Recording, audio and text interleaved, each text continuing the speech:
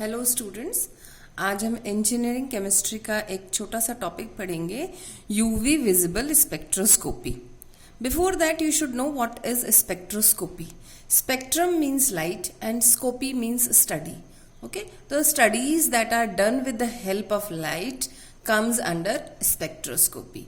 Okay, the simplest thing is when radiations are passed through a sample. किसी sample से जब हम light की रेडिएशंस को पास करते हैं तो क्या होता है, उस सैंपल में जो एटम्स और मॉलिक्यूल्स होते हैं उनके इलेक्ट्रॉन्स कुछ कैरेक्टरिस्टिक वेवलेंथ को एब्जॉर्ब करके एक्साइट होकर हायर एनर्जी लेवल्स तक चले जाते हैं. ठीक है, ये चेंज देखने को मिलता है जब हम किसी रेडिएशन को पास करते हैं किसी सैंपल में. ओके, सो वो जो कैरेक्टरिस्टिक वेवलेंथ एब्जॉर्ब की है इलेक्ट्रॉन्स ने और वो हायर एनर्जी लेवल पे जाते हैं, तो इससे क्या होता है, आपकी इंटेंसिटी जो होती है रेडिएशन की वो डिक्रीज होती है.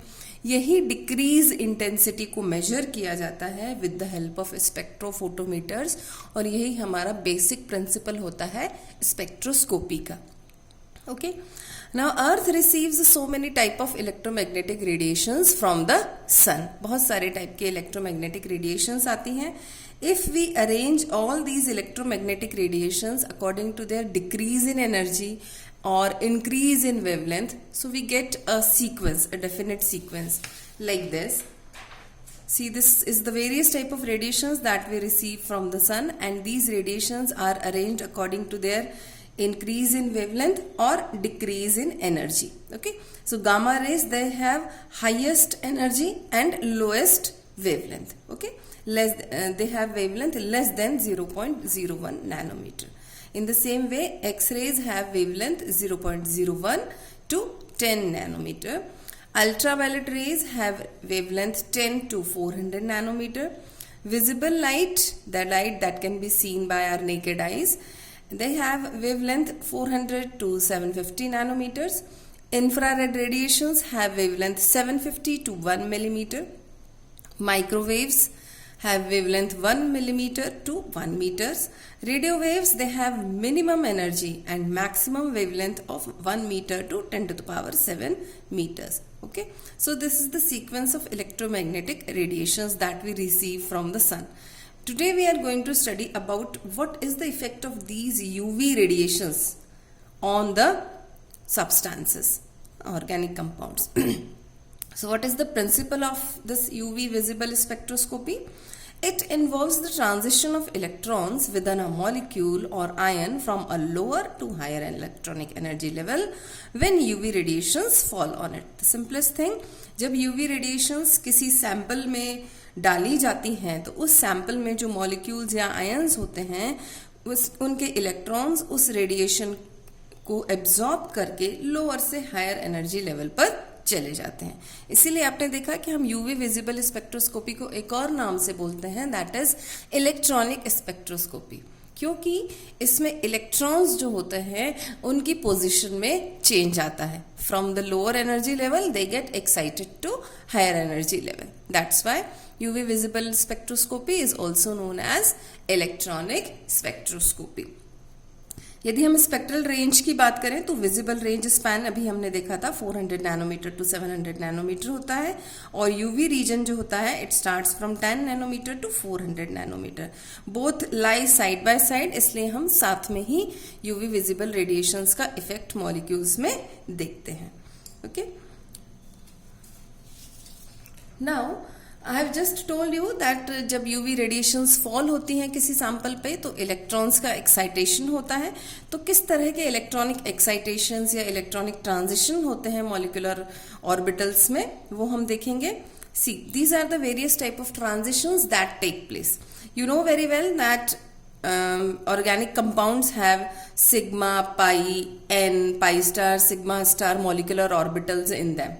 Okay, so various type of transition that happens when UV radiations fall on it. The first type of transition is sigma to sigma star transition. Means after absorbing the wavelength from the UV radiation, the electron is going from or exciting from lower energy state sigma molecular orbital to higher energy state molecular orbital sigma star. In the same way, if the electron is absorbing energy, if it is in pi molecular orbital, it absorbs the energy and goes to higher molecular orbital, that is pi star. इसी तरह से n से pi star transition हो सकता है, या फिर n से सिग्मा स्टार ट्रांजिशन हो सकता है, या फिर n से पाई स्टार ट्रांजिशन हो सकता है. तो इस तरह के ट्रांजिशंस देखने को मिलते हैं हमें जबकि यूवी रेडिएशंस फॉल होती हैं किसी ऑर्गेनिक कंपाउंड पर. ओके, नाउ कब ये ट्रांजिशंस देखने को मिलते हैं? Sigma to sigma star transition हमें कब मिलेगा? आपको पता है कि सिग्मा इलेक्ट्रॉन्स जो होते हैं वो मॉलिक्यूलर ऑर्बिटल्स में बहुत टाइटली हेल्ड होते हैं. ओके, सो इस तरह का जो ट्रांजिशन होगा sigma to sigma star transition, इसमें सबसे ज्यादा एनर्जी की जरूरत पड़ती है. Okay, of near about 150 nanometre wavelength. Okay, higher energy 150 nanometre wavelength की एनर्जी की हमें जरूरत पड़ेगी. ठीक है, कौन से कंपाउंड्स में देखने को मिलता है जनरली हमें sigma to sigma star transition?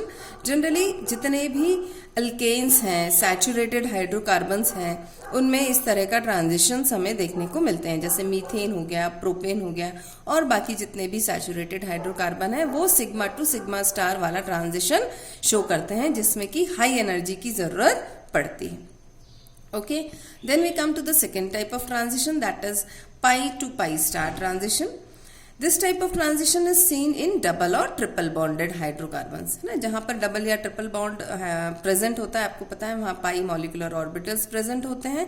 तो इस तरह का transition pi to pi star transition हमें डबल बॉन्ड और ट्रिपल बॉन्ड हाइड्रोकार्बन्स या फिर एरोमेटिक कंपाउंड्स में देखने को मिलता है. इसकी energy range near about 200 nanometer wavelength के आसपास होती है. Means sigma to sigma star transition से कम एनर्जी की जरूरत पड़ती है हमें pi to pi star transition में.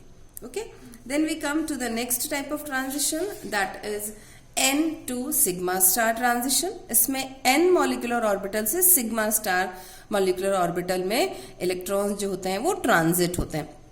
जनरली हेट्रो एटम्स वाले कंपाउंड्स में ना, ऐसे कंपाउंड, ऐसे ऑर्गेनिक कंपाउंड जिसमें कि हेट्रो एटम्स प्रेजेंट होते हैं.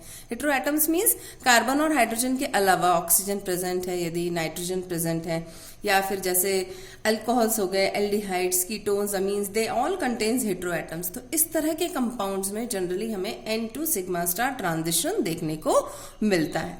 इनमें एनर्जी थोड़ी सी कम एनर्जी वाले वेवलेंथ की जरूरत पड़ती है. It needs energy wavelength of near about 185 nanometre.